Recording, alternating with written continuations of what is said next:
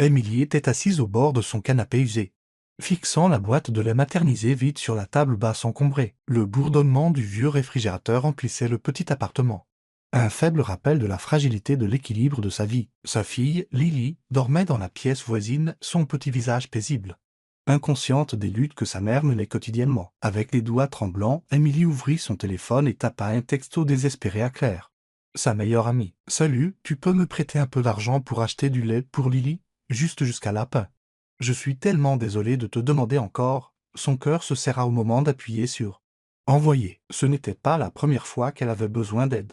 Et le poids de sa situation pesait sur elle comme un nuage d'orage. Mais alors qu'elle jetait un coup d'œil à son téléphone, son estomac se noua d'horreur. Le message n'était pas parti à Claire, mais à Nick. Nick. Son ex-mari. Ce Nick qui était maintenant un PDG milliardaire de la tech, faisant la couverture de Forbes et participant à des galas pendant qu'elle tirait le diable par là. Que dans un appartement délabré. Le même Nick qui avait quitté sa vie lorsque leur mariage s'était effondré, laissant derrière lui des promesses brisées et le rêve d'une famille qu'elle avait autrefois chérie. Elle se figea, ses doigts planant au-dessus de son téléphone, prête à annuler l'envoi du message. Mais avant qu'elle ne puisse agir, son écran s'illumina avec sa réponse. « Attends, j'arrive tout de suite. » Le cœur d'Émilie s'emballa. « Non, non, non, non. Ce n'est pas possible, » tapa-t-elle frénétiquement. « Ah, désolé, mauvaise personne, ignore ça. » Elle appuya sur envoyer et fixa l'écran, son pouls martelant ses tempes, mais au lieu de la calmer. Le téléphone vibra de nouveau. Une notification de son application bancaire. Curieuse et un peu craintive, elle l'ouvrit. Elle eut le souffle coupé. Un virement. $1 million. Sa première pensée fut l'incrédulité. Sa seconde que ce devait être une erreur, mais les détails de l'expéditeur le confirmèrent. Le transfert provenait du compte d'entreprise de Nick. Sa main vola à sa bouche. $1 million pour du lait maternisé? Elle se sentit prise de vertige. Les murs de son minuscule appartement semblant s'incliner et se déformer autour d'elle. Un coup sec à sa porte la ramena brutalement à la réalité. Son esprit s'emballa. Il n'aurait pas pu. Arrivée si vite, si tremblante, elle s'approcha de la porte, le cœur battant la chamade. Un autre coup. Plus fort cette fois. Elle prit une profonde inspiration et ouvrit, pour se retrouver face à l'homme qu'elle n'avait pas vu depuis près de 4 ans. Nick se tenait là, son costume sur mesure impeccable, son expression indéchiffrable. Ses yeux d'un bleu perçant adoucis en croisant les siens, mais sa présence emplissait l'embrasure de la porte, imposante et d'un calme déconcertant. « Émilie, dit-il. » Sa voix un grondement sourd qui fit flageoler ses genoux. Sa voix se noua dans sa gorge. Tout ce qu'elle pouvait faire était de le fixer. Cet homme qui avait été son mari et qui se tenait maintenant sur son seuil, détenant tout le pouvoir du monde. « Nick, commença-t-elle. Mais les mots ne venaient pas. Ses émotions étaient une tempête chaotique, panique, embarras, colère et une lueur de quelque chose qu'elle ne pouvait nommer. Il entra sans attendre son invitation, ses yeux balayant à l'appartement. Le petit espace semblait encore plus exigu maintenant. Et Émilie ne désirait rien de plus que de disparaître. « Qu'est-ce que tu fais ici ?» réussit-elle à croasser, d'une voix à peine plus haute qu'un murmure. « Tu avais besoin d'aide, dit-il simplement, et je suis là. »« Nick, c'était une erreur. Je ne voulais pas t'envoyer ce message. » balbutia-t-elle. « Je ne t'ai pas demandé. » Elle fit un geste vague, incapable de prononcer les mots. « $1 million ?» termina-t-il pour elle, ses lèvres esquissant un léger sourire. « Je sais, mais je l'ai envoyé quand même. »« Pourquoi ?» exigea-t-elle, sa voix plus vive maintenant. « Tu ne me dois rien. » Il croisa son regard et un instant, elle crut voir quelque chose vaciller dans son expression, du regret, peut-être, ou de la culpabilité, mais ce fut aussi vite disparu. « Parce que je le peux, dit-il, comme si c'était la chose la plus naturelle au monde. » Ses mains se serrèrent en poing. « Nick, je n'ai pas besoin de ta charité. Émilie, l'interrompit-il, son ton ferme mais pas méchant.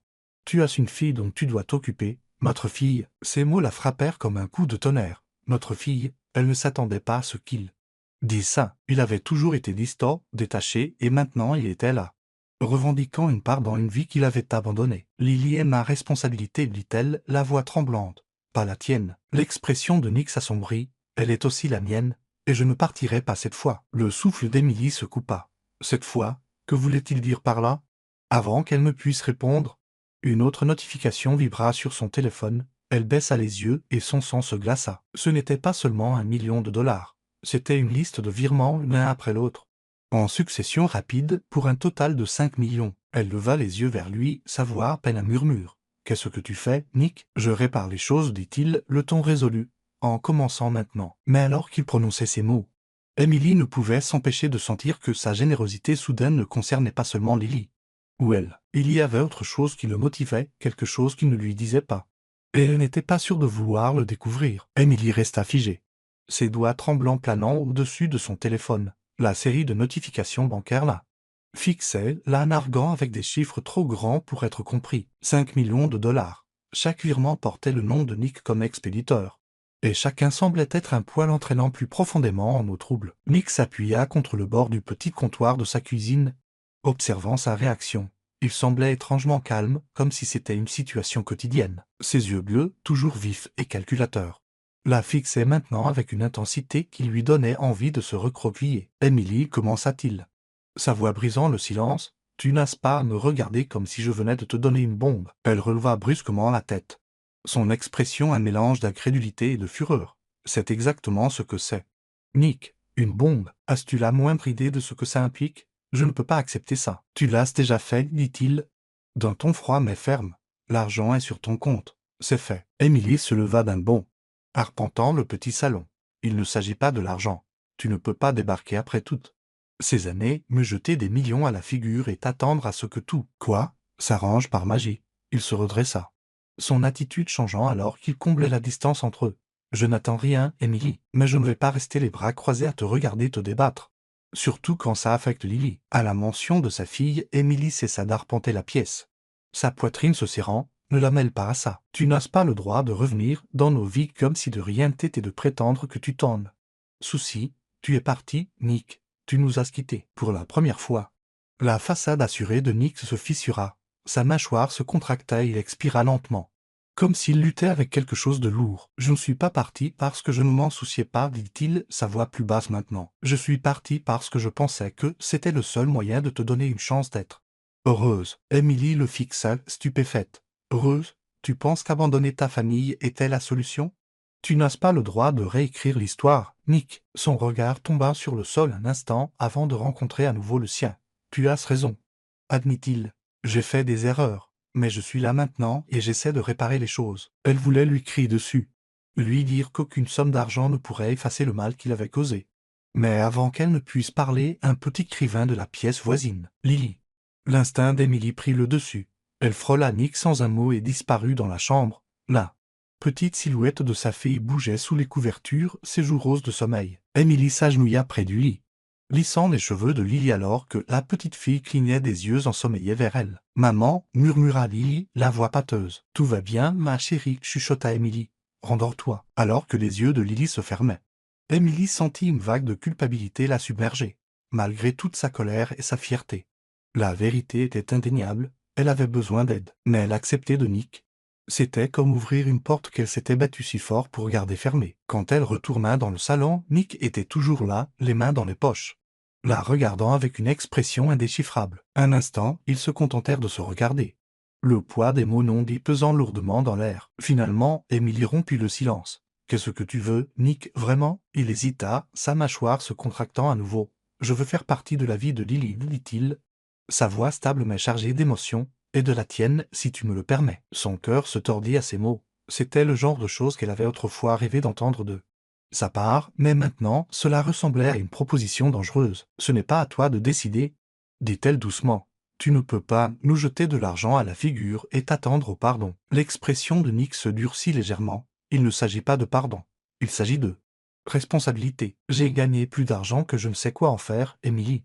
Mais ça ne signifie rien si je ne peux pas l'utiliser pour prendre soin des gens que j'aime. Le mot amour flottait dans l'air comme un fil fragile. Emily voulait le croire.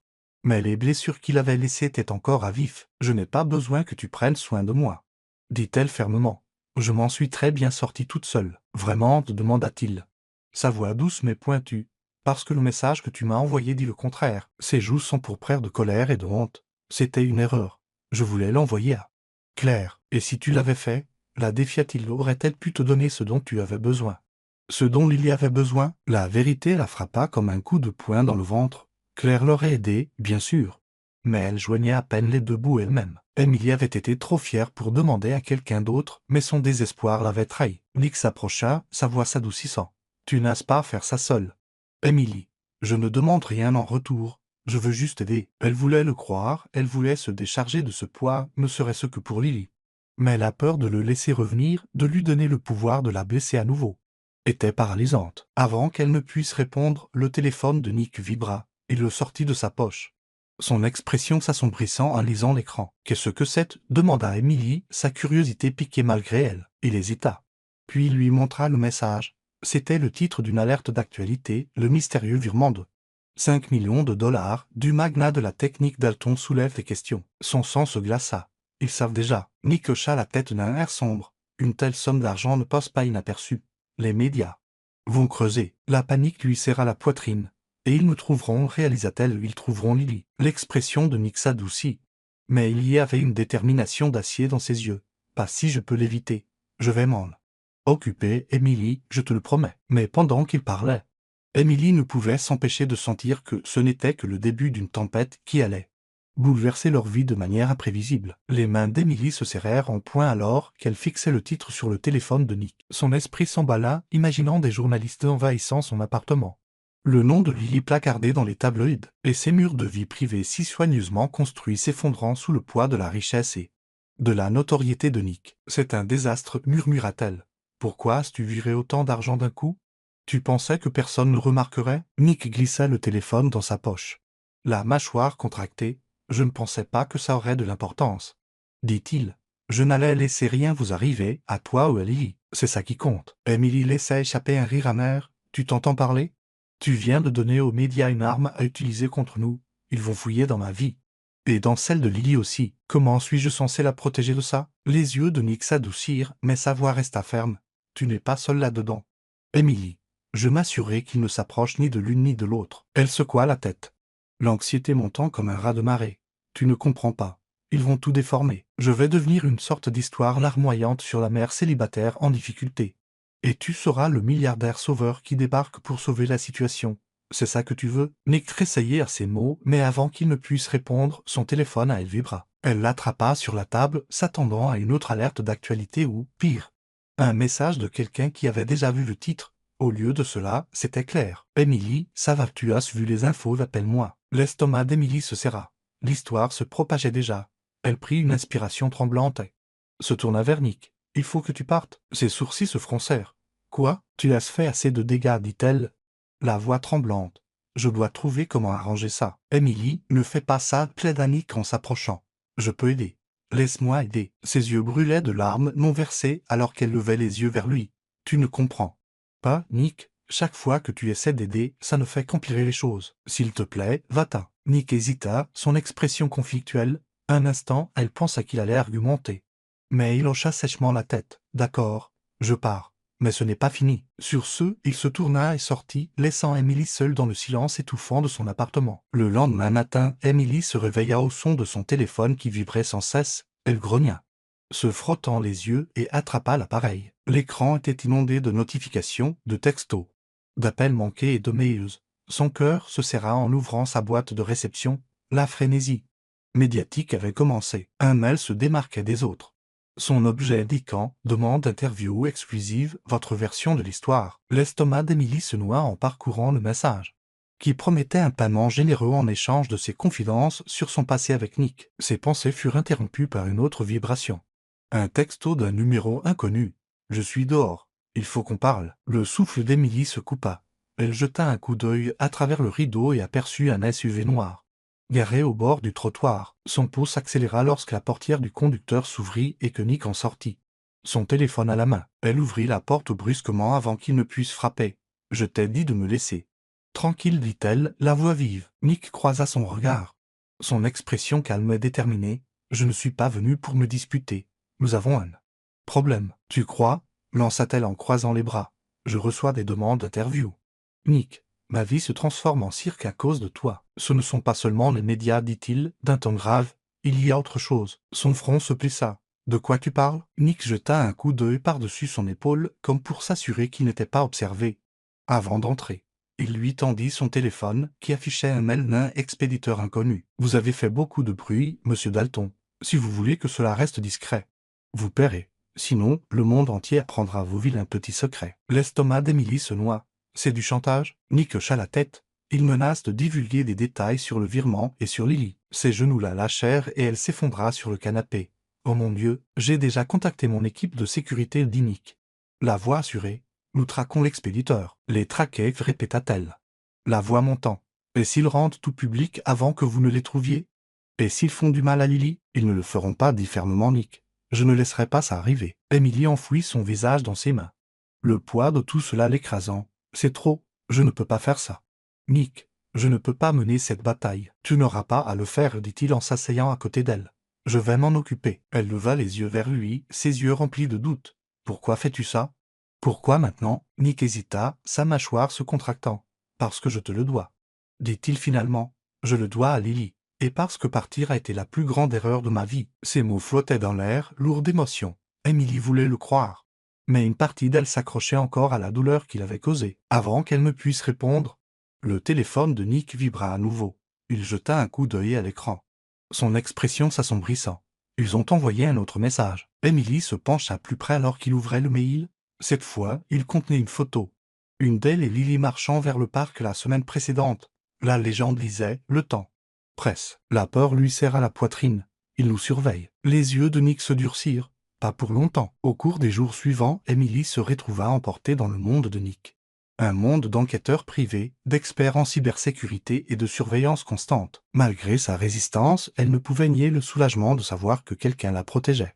Elle et Lily, mais la tension entre elle et Nick restait palpable. Chaque conversation ressemblait à un chant de mine chargé de vérités non dites et de sentiments non résolus. Un soir, alors que le soleil plongeait sous l'horizon, Nick trouva Emily assise sur l'escalier de secours, contemplant la ligne d'horizon de la ville. Il la rejoignit, le silence s'étirant entre eux. « Je n'ai jamais voulu ça pour toi, dit-il doucement. » Emily se tourna vers lui, son expression lasse. « Alors pourquoi es-tu parti ?» Nick soupira, passant une main dans ses cheveux. « Parce que j'avais peur. Peur de te décevoir. Peur de devenir. Mon père. » Elle fronça les sourcils. « Ton père, c'était un bourreau de travail. » Expliqua Nick. Il a tout mis dans son entreprise et n'avait plus rien pour sa famille. Je ne voulais pas te faire ça, à toi, à Lily. Le cœur d'Emily se serra devant la vulnérabilité dans sa voix. Mais au lieu de ça, tu nous as quittés. Je sais, dit-il, sa voix lourde de regret.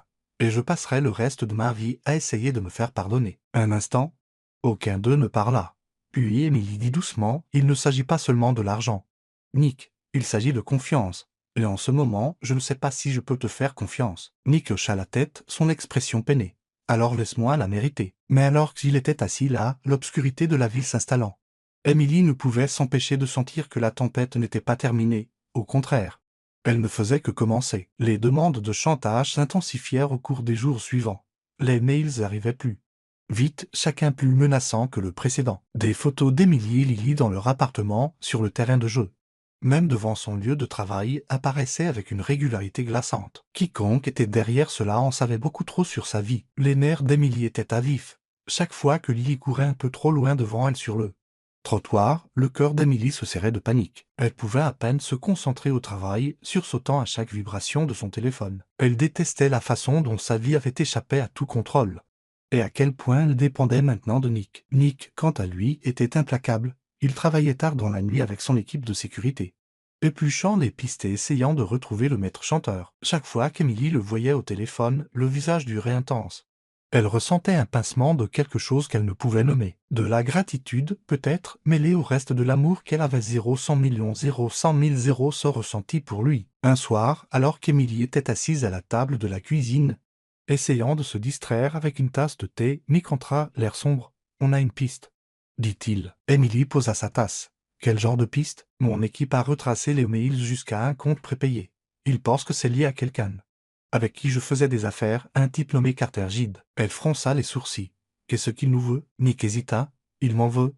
Je l'ai écarté d'une grosse affaire il y a quelques années, quand j'ai découvert qu'il détournait des fonds. Il a tout perdu. » L'estomac d'Emily se tordit. « Et maintenant, il nous utilise, Lily et moi, pour se venger de toi. » Nick hocha la tête, la mâchoire serrée. « C'est ce qu'il semble. Qu'est-ce que tu vas faire ?» demanda-t-elle, la voix tremblante. « J'ai déjà contacté les autorités, » dit-il, mais Carter est prudent. Ça pourrait prendre du temps pour le coincer. Emily se leva, les mains tremblantes. « Nous n'avons pas le temps.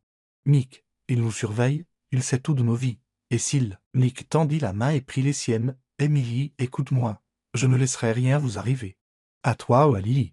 Je te le promets. » Son contact était rassurant. Et un instant, Emily se permit de le croire, mais en le regardant dans les yeux. Elle vit le poids de sa propre culpabilité et de sa peur. Il ne se battait pas seulement pour elle et Lily. Il se battait pour se prouver quelque chose, lui-même. Le point de rupture fut atteint 2 jours plus tard. Emily venait de récupérer Lily à la garderie. Lorsque son téléphone vibra avec un nouvel mail, elle y jeta un coup d'œil, le cœur serré, en voyant une autre photo d'elle et Lily, prise plus tôt dans la journée. Mais cet mail était différent. Il comprenait un lieu, un hôtel de luxe du centre-ville, 1h, 19h ce soir-là. Et une seule ligne de texte, viens seul. Amène Lily, où le monde entier saura tout. Les mains d'Emily tremblaient en montrant le mail à Nick. Son visage s'assombrit en le lisant. Sa mâchoire se crispant d'une colère à peine contenue. « Tu n'iras pas, dit-il fermement. « Je n'ai pas le choix, rétorqua-t-elle. Si je ne me présente pas, qui sait ce qu'il fera? Tu as le choix. » Insista Nick. « Tu restes ici avec Lily et j'irai. Il ne te veut pas toi. Il me veut moi. » La poitrine d'Emily se serra. « Et s'il te fait du mal, Nick? Et si c'est une sorte de piège ?» L'expression de Nick s'adoucit alors qu'il posait une main sur son épaule. « J'ai géré pire que... » Carter Gide, crois-moi. Ce soir-là, Emily était dans son appartement, arpentant la pièce avec anxiété pendant que Nick se préparait à partir. Il portait une veste sombre, son expression indéchiffrable alors qu'il glissait une petite oreillette dans son oreille. Son équipe de sécurité s'était postée à proximité, prête à intervenir si quelque chose tournait mal. Mais cela ne suffisait guère à calmer les nerfs d'Emily. « Tu n'es pas obligé de faire ça, dit-elle, d'une voix à peine plus haute qu'un murmure. » Nick s'arrêta près de la porte et se retourna vers elle. « Si, je le dois. » Et puis il fut parti. Les heures s'écoulèrent lentement, chaque seconde s'étirant en une éternité. Emily ne pouvait pas rester en place. Elle vérifiait son téléphone constamment, attendant des nouvelles. Mais le silence était assourdissant. Lily, heureusement inconsciente de la tension, jouait tranquillement dans un coin avec ses jouets. Finalement, juste après 21h, le téléphone d'Emily sonna. Elle le saisit, le cœur battant à tout rompre en voyant le nom de Nick sur l'écran. « Nick, dit-elle, à bout de souffle. « C'est fini, dit-il, sa voix calme et teintée d'épuisement. Carter est en garde à vue. » Emily s'effondra sur le canapé, le soulagement la submergeant comme un raz de marée. « Que s'est-il passé? » « C'était du bluff, » expliqua Nick. Il n'avait pas les moyens de mettre ses menaces à exécution. Il espérait que je céderais, que je le paierais avant qu'il n'ait plus d'option. Elle laissa échapper un rire tremblant, la tension se relâchant enfin de son corps. « Je n'arrive pas à croire que c'est fini. »« C'est fini, » répéta Nick. « Toi, il y es en sécurité. » Dans les jours qui suivirent, Emily eut du mal à digérer tout ce qui s'était passé. La frénésie médiatique commença à se calmer, grâce aux avocats de Nick et à une déclaration soigneusement rédigée. Mais Emily savait que le vrai travail ne faisait que commencer. Un soir, alors qu'elle bordait Lily, Nick frappa doucement au chambranle de la porte. Emily se tourna pour le voir debout, les mains dans les poches et un air hésitant sur le visage. « On peut parler ?» demanda-t-il. Elle hocha la tête, le suivant dans le salon. Ils s'assirent sur le canapé, le poids des mots non dits pesant lourdement entre eux. « Je pensais ce que j'ai dit, » commença Nick, « sur le fait de vouloir faire partie de la vie de Lily. Et de la tienne. » Emily baissa les yeux sur ses mains, ses pensées tourbillonnant. « Nick, je ne sais pas si je peux te pardonner pour le passé. Mais je ne peux pas nier que tu as été là quand ça comptait le plus. Je prends, » dit-il avec un faible sourire. « Je ne demande pas tout d'un coup, juste une chance. » Elle croisa son regard et pour la première fois depuis des années, elle vit dans ses yeux quelque chose qu'elle n'avait pas vu auparavant, la vulnérabilité. Ce n'était pas le Nick arrogant et sûr de lui qu'elle avait épousé. C'était un homme prêt à se battre pour sa famille, quel qu'en soit le prix. « D'accord, » dit-elle doucement, « une chance. » Son sourire s'élargit et un instant, ils restèrent simplement assis là, le poids du passé commençant enfin à se lever. Alors que les jours se transformèrent en semaines, Emily et Nick commencèrent à tout reconstruire, pièce par pièce. Ce n'était pas facile. La confiance prenait du temps, et il y avait encore des blessures à guérir. Mais pour la première fois, Emily s'autorisa à espérer. Et alors qu'elle regardait Nick lire une histoire à Lily un soir, sa voix douce et pleine de chaleur, Emily réalisa que parfois, les secondes chances ne consistaient pas à oublier le passé. Elles consistaient à créer un avenir pour lequel il valait la peine de se battre.